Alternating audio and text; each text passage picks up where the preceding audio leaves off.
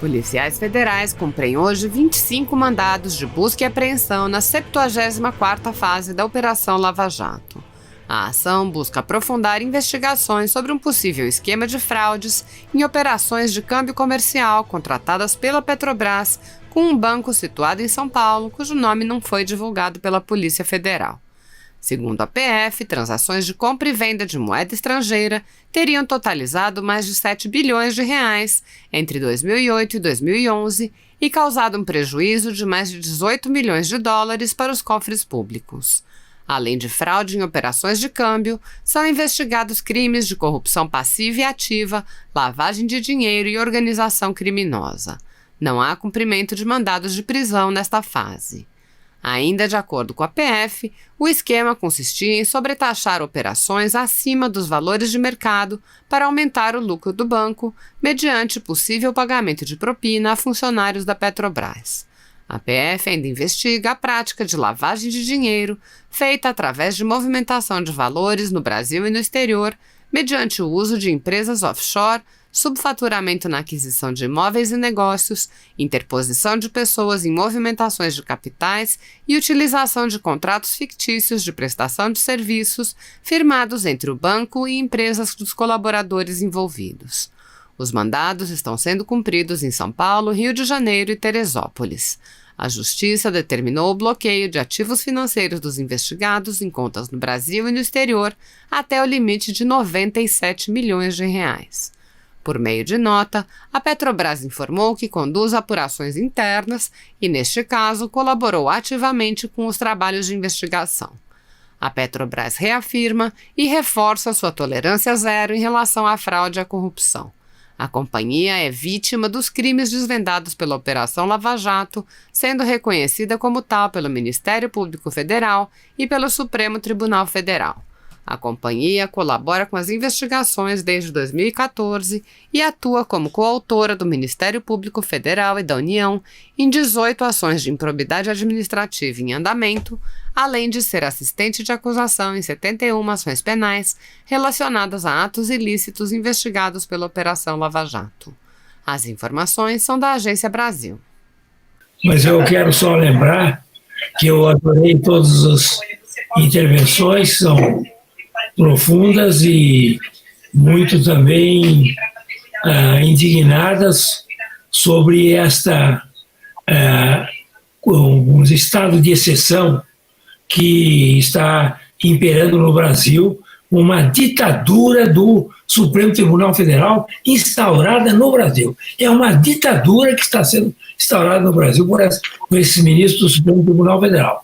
Gravemente ainda, pelo fato de 10 ministros terem conestado essa barbaridade que foi realizada. Mas eu quero só lembrar que o doutor Sérgio Dario fez uma análise profunda e geral sobre o aspecto da ilegalidade e inconstitucionalidade desses inquéritos e dessa putaria, mas ele, a sua tese é de que realmente é natimorto. O inquérito é natimorto, os inquéritos são natimortos, e a portaria também. Eu gostaria de discordar dele nessa conclusão, embora elogiando profundamente a sua descrição sobre as ilegalidades havidas. Não é natimorto, não. Ele tem um efeito brutal. Esses inquéritos têm um efeito enorme na sociedade, estão criando um constrangimento na sociedade, um medo na sociedade, um terror na sociedade de falar mal dos ministros do Supremo Tribunal Federal. E isso é o que eles queriam, isso é que eles desejavam e desejam com o inquérito. Eles não querem nada que o inquérito seja julgado em primeira instância, que vá para lá, que seja arquivado, porque não tem consistência. Não interessa a mínima.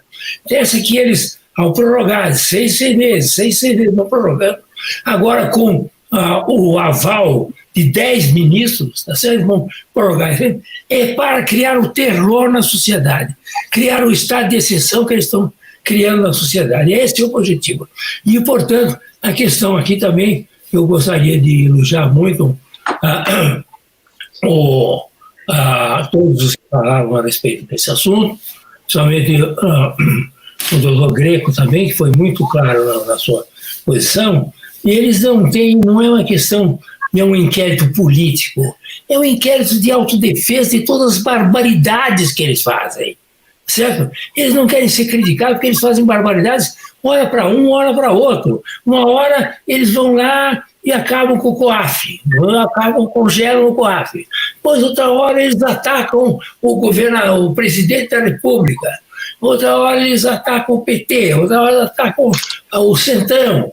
Quer dizer, eles vão de acordo com os interesses do momento, interesses políticos dele. De modo que não é uma política feita a esses inquéritos, não tem a finalidade só de atacar o governo atual. Atacar quem vier, conforme as convidências. O que eles querem é se autodefender, dizer, nós vamos criar todas as arbitrariedades e dominamos o país, porque eles dominam, o Supremo Tribunal Federal domina o país hoje, manda o país, dominação, aí no sentido bem político da palavra, dominam o país, tá certo? E não querem nenhuma crítica. E quem criticar, como foi muito bem explicado aqui pelo Paulo Faria, quem criticar, tá certo? É preso e usa com tornozeleira, tá certo? E usa o que precisar, porque realmente é um jeito que não pode ser criticado. É um Estado muito pior que o AI-5. Eles falam, eles querem voltar com o AI-5, eles vão perder. Eles estão praticando o AI-5. Esses inquéritos são um AI-5. Qual é a diferença deles com o AI-5? Pelas arbitrariedades, pelas violências que eles fazem contra as suas vítimas. E eles, vítimas, criam vítimas, tá certo? Porque não pode dizer absolutamente nada das coisas que esses ministros fazem com as suas famílias. Ao defender as famílias, porque a família também faz coisa errada, tá certo? Então eles sabem, que todo mundo sabe, está lá na Lava Jato, todas as denúncias, toda denúncia de empreiteira tem o nome lá de famílias dos ministros, tá certo? Então eles não querem isso, eles querem criar o terror no Brasil. Nós temos no Brasil hoje um estado de exceção por causa desses inquéritos e dessa portaria. É essa a realidade. E eles vão em frente. Eles vão agora prorrogar por mais 6 meses, daqui a pouco prorrogam por mais 6 meses, e assim vão até o fim do mundo, porque é um inquérito do fim do mundo mesmo. Então eles vão até o fim do mundo fazendo esse tipo de arbitrariedade contra a sociedade brasileira. Nós não temos mais um Estado democrático no Brasil. É conversa fiada. O Estado democrático brasileiro está suspenso, pelo menos. Não, há uma suspensão do Estado democrático de direito no Brasil enquanto viger esse tipo de conduta e de inquéritos e portaria do Supremo Tribunal Federal.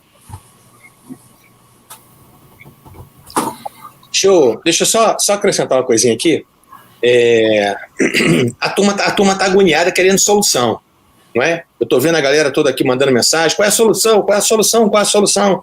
Eu vou até submeter uma solução a vocês, eu posso estar um pouco louco, né, com tudo que está acontecendo, mas a nossa única alternativa não é contar com o Senado, porque a gente sabe que ali é uma troca, né, de gentileza. Então, quer dizer que aí eu particularmente, junto com o senador, né, que começou o mandato ano passado, nós propusemos o impeachment do Gilmar Mendes e, obviamente, que isso não vai andar, né? Então, nós temos que ter, na verdade, mecanismos populares para que a coisa funcione. Então, a minha sugestão, já que a gente tem que ter uma sugestão, a minha sugestão, primeiro, nós temos que fazer uma PEC, um projeto de emenda à Constituição, prevendo uma iniciativa popular, obrigando o presidente do Senado a colocar em pauta os processos que digam a respeito aos impedimentos dos ministros do STF. Porque se não for assim, nós não temos os projetos de iniciativa popular para as leis, por que a gente não pode obrigar ao chefe do Congresso Nacional, ao chefe do Poder Legislativo a fazer isso? Porque eles estão lá, eles são nossos representantes. Eles não são nada mais, nada menos do que nossos representantes. Mas de representantes eles não têm absolutamente nada.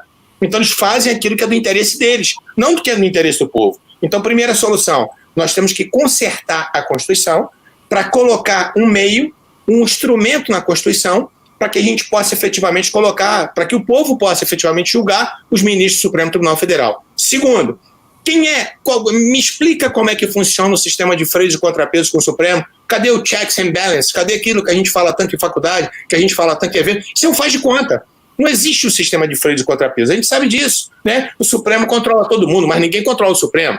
Então, o que nós temos que fazer? Nós temos que também ter um projeto de emenda à Constituição criando uma corregedoria especial para o Supremo Tribunal Federal, não compostas por ministros do Supremo. Ou seja, tem que ser pessoas alheias ao Supremo Tribunal Federal. Aí sim, a gente vai começar a ter um sistema de freios e contrapesos. Ou seja, 5 pessoas escolhidas, 5 juristas renomados, escolhidos das instituições OAB, Ministério Público, Magistratura, Congresso, não importa.